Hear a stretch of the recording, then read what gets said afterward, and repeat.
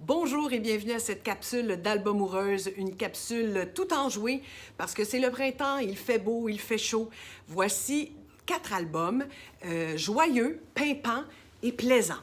Je commence avec La fille à moto, écrit par Amy Noveski, illustré par Julie Morstad, qui raconte l'histoire vraie de la première femme qui a fait le tour du monde à moto.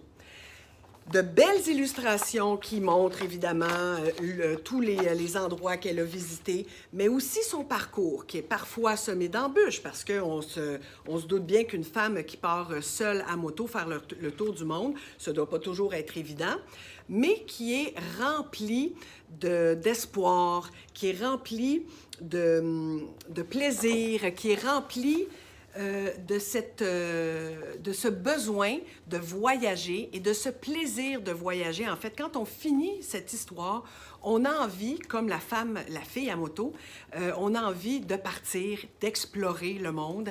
Et surtout, bien, ça donne une bonne dose de courage aux filles, notamment, de foncer et de poursuivre et d'atteindre leurs rêves.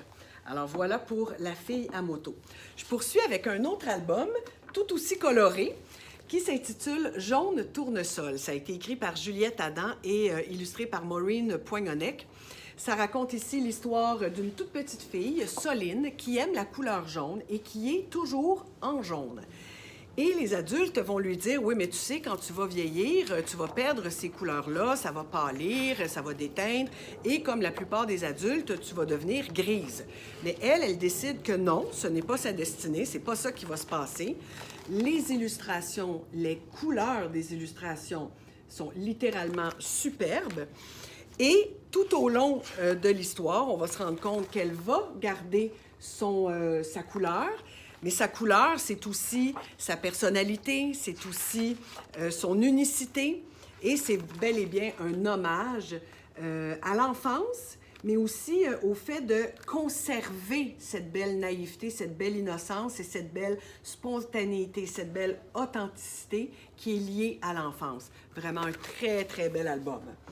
Je continue avec les albums plaisants. En fait, c'est des albums drôles qui sont uniquement là pour passer un bon moment. Puis vous allez voir, il y a même un petit potentiel pédagogique. Voici Le Pont. Le Pont, ça a été écrit et illustré par Eva Lindström. Alors, c'est une traduction de la Suède. Ça raconte l'histoire toute simple d'un cochon qui passe par une route, qui s'arrête à un moment donné demander au loup qui est là, « Oui, je cherche le pont ». Et le loup de lui répondre, « Ah, dommage, hein, le pont est brisé, il ne sera pas réparé avant quelques heures.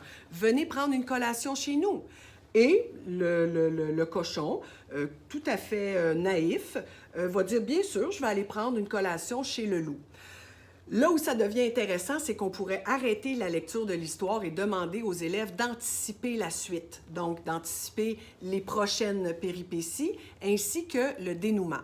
Et à coup sûr, les élèves vont se tromper parce que c'est impossible de deviner la fin de cette histoire-là, tant elle est surprenante et drôle. Alors vraiment un album pour enfants, mais vraiment pour les plus grands. Juste de voir le visage des élèves complètement pantois, un peu ahuri, pas comprendre tout à fait la fin de l'histoire, puis ensuite leur expliquer, dire oui, c'était bel et bien ça, cette histoire-là, ça vaut quand même le détour. Je termine avec l'histoire aux toilettes, album écrit par André Marois et illustré par Pierre Pratt.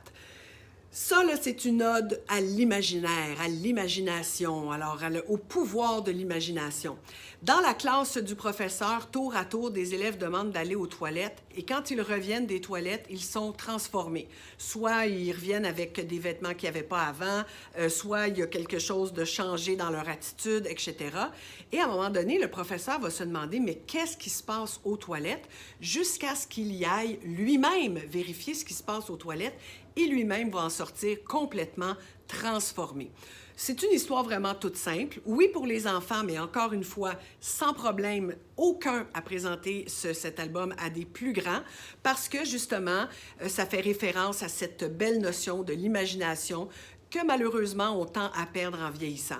Alors, ne serait-ce que pour mousser, disons, le plaisir de rester un peu dans l'enfance, de rester dans le plaisir, ben voilà, je pense, de belles suggestions de lecture. À bientôt!